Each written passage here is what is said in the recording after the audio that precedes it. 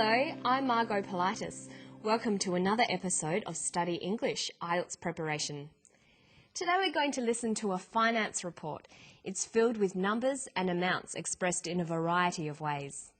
It's important to be able to understand and describe numerical data using decimals, fractions and currencies. Listen to the day's finance report. The Australian dollar today, Tuesday the 11th of November, continues to rise against the US dollar, buying just over 70 cents, a 15-year high. Against other currencies, however, the trend is a little different, falling against the pound, closing at 0.425, a slight drop on yesterday, and 0.61 euros. The yen is also strengthening at 71.95 and considerably higher against the greenback at 111.03 yen. The Dow Jones Index closed today at 9,809.79, a fall of 47.18 on yesterday's trading. The Sydney stock market doubled its trading yesterday, with BHP Billiton trading heavily. The latest retail figures showed that turnover grew by 3.2% in the June quarter, the fastest quarterly growth rate for 5.5 years. At the same time, unemployment fell to its lowest level in 12.5 years. Okay, first we're going to look at decimals and how you express them. Listen carefully again. Against other currencies, however, the trend is a little different, falling against the pound, closing at 0.425, a slight drop on yesterday, and 0.61 euros. The yen is also strengthening at 71.95 and considerably higher against the greenback at 111.03 yen. The Dow Jones Index closed today at 9,809.79, a fall of 47.18 on yesterday's trading. In English, decimals are written with a point, not a comma. So we write 4.25, 6.1. When you say the numbers after the decimal point, you say them all separately as individual numbers. So we have 71.95, 47.18, 9,809.79. Notice that a zero is often spoken as O. Practice saying these numbers. 326.01, 4.897, 902.308. Listen again. Against other currencies, however, the trend is a little different, falling against the pound, closing at 0.425, a slight drop on yesterday, and 0.61 euros.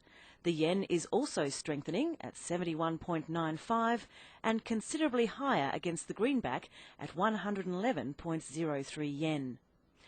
The Dow Jones Index closed today at 9,809.79, a fall of 47.18 on yesterday's trading. The Sydney stock market doubled its trading yesterday, with BHP Billiton trading heavily. You can hear that when using numbers, there are often alternatives and many choices you can make. So, conversationally, we would usually say 111.03, but you will also often hear 111.03. Here, we could say 0.425, 0.425, or even just 0.425. Notice that in North America, people usually say 0, not 0 or O. Okay, now the other way of expressing numbers less than 1 is using fractions. Listen to the fractions here. The latest retail figures showed that turnover grew by 3.2% in the June quarter, the fastest quarterly growth rate for 5.5 years. At the same time, unemployment fell to its lowest level in 12.5 years. She uses the most common fraction, a half. Listen to how we say common fractions. A half, a third, a quarter, 2/3, 5/8, 3/4. Notice that once you understand the pattern, you can express any fraction you want. Try these. 7/18, 16/30, 14/40. Okay, now listen again to some of the report. Listen for different currencies. Against other currencies, however, the trend is a little different, falling against the pound, closing at 0.425, a slight drop on yesterday, and 0.61 euros. The yen is also strengthening at 71.95 and considerably higher against the greenback at 111.03 yen. There were a number of different currencies mentioned in that clip. The pound, the euro, the yen, the greenback. Let's have a look at them. Lots of countries use a dollar. In Australia, the Australian dollar is usually expressed with the dollar sign. But internationally, it's written like this, AUD. We read this the Australian dollar. In the United States, they use the dollar as well. It's the USD, the United States dollar. But it's often called the greenback because it's green. In Great Britain, they use the pound. It's written GBP, but it's often called the pound sterling. In the European Union, they use the euro dollar, written like this, EUR. In Japan, it's the yen, written JPY. In China, it's the yuan, written CNY. And the renminbi, RMB. Notice that we write the currency before the number, but we say it after the number. So we read $2 or £4.15. Notice also how we read longer numbers. 3,470 Japanese yen. 192 Australian dollars. Notice that when spoken naturally, the one often becomes a, and the and becomes squashed. We don't say 192, but 192. Try this one.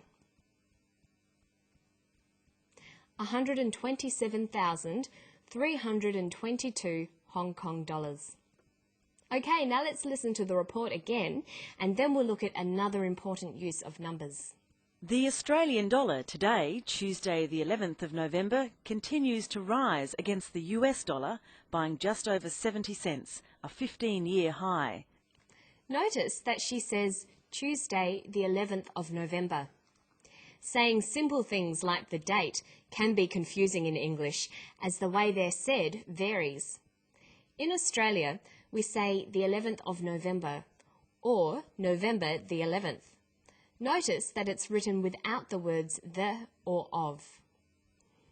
For the 13th of February 2005, Australians would write this: 13.02.2005. But in North America, they'd write it 02.13.2005. You'll need to learn these to make sure you don't turn up somewhere on the wrong day. So remember that in Australia, we write the date day.month.year, but in North America, they write month.day.year. And there is even an international standard that says the format should be year.month.day.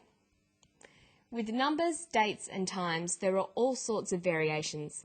Just make sure you understand the currency, the time and the date, or you could find yourself in all sorts of trouble. And I'll see you soon for more Study English. Bye-bye.